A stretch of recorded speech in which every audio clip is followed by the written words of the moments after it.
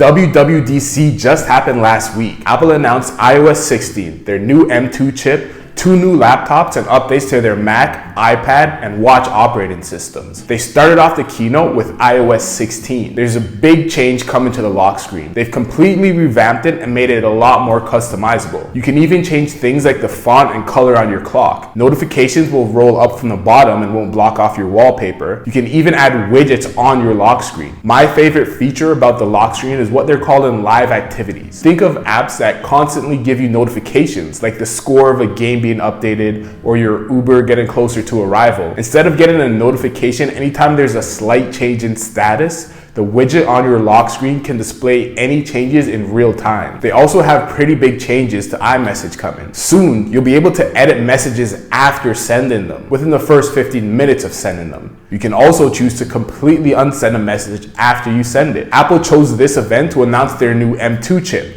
the successor to M1. When they compared it to M1, Apple claimed it has 25% more transistors, 50% more memory bandwidth, support for up to 24 gigabytes of unified memory, which is 50% more than M1, CPU performance that's 20% higher, and GPU performance that's 30% higher. Now these are all nice numbers that Apple has graphs to show off, but we'll have to see once people actually get their hands on these to test them out, to see just how big of an improvement over M1, M2 is. Now, of course, you have a new chip, so you have to have a brand new product to put it in. Enter the MacBook Air with M2, which I think is a very nice redesign, apart from the notch. This new MacBook Air uses the same design language as the recently redesigned 14 and 16-inch MacBook Pros. They've ditched the wedge shape and gone for a boxier footprint while still being only 11.3 millimeters thick. It comes in only 4 colors: silver, starlight, space gray, and a new midnight, which is sort of a matte black with a blue tint to it. I say only 4 because a lot of people were speculating it would come in a lot more colors so that it can match the most recent iMacs. The redesign also brings MagSafe, which can fast charge your laptop to 50% in 30 minutes. 2 Thunderbolt ports, a high impedance audio jack, a full-size function row of keys,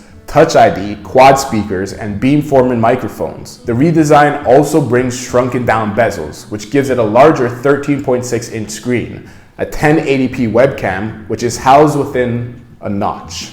The slightly bigger screen and better webcam are nice, but we really shouldn't have a notch on a laptop. Yes, you probably get used to it after a while, you stop noticing, but there's definitely enough space to shrink the bezels down and not add a notch. My podcast co-host thinks Apple is adding a notch so they can eventually shrink it to a pill shape like the rumored iPhone 14, and then pat themselves on the back for eventually completely getting rid of it. This new MacBook Air is more expensive, $200 more expensive, starting at $1199 USD. But they're keeping the M1 MacBook Air around for $999 USD. Apple is also putting the M2 in the 13-inch MacBook Pro with the same design as the last 13-inch, which I guess keeps the cost down. But this laptop is in a very strange spot, especially when you compare it to the new Air. Here's a list of things the Air does better: weight and size, new design, bigger display, real function keys, MagSafe, fast charging, better webcam, more ports. Here's a list of things the Pro has: active cooling, better battery, and the touch bar. The 13-inch MacBook Pro with M2 will start at $1299 USD. But if you spec the new MacBook Air the same way,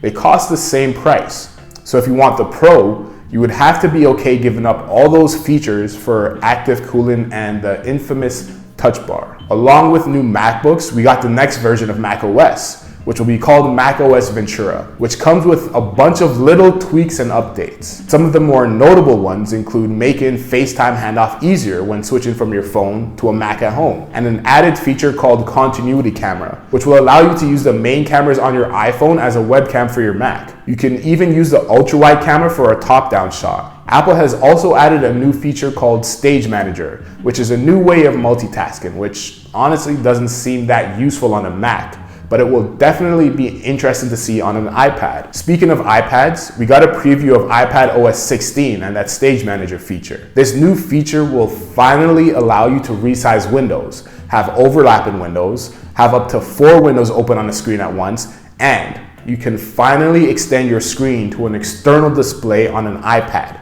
instead of just mirroring your screen between the two, which means you can have up to 8 apps open on your screens at once. They've also added something called reference color mode, and an official weather app is finally coming to the iPad. watchOS also got some updates, and they added things like heart rate zones to workouts, some more measurements when running like intervals, stride length, and vertical oscillation, and something that I think will be a big feature for Apple Watch: sleep stages. Apple has had this top-of-the-line wearable for so long, and it's unbelievable to me that they haven't had detailed first-party sleep tracking up until now. You'd always have to go with a third-party paid app if you want to find out if you were in REM, light, or deep sleep. And finally, no VR or AR headset, and no Mac Pro teaser. There was a lot of speculation, there were rumors, but nothing official from Apple on either a headset or Mac Pro. We know for sure the Mac Pro is coming and that it'll be getting Apple Silicon. We just don't know when. As for a headset, Apple hasn't officially announced its existence yet, so for now it's just wishful thinking.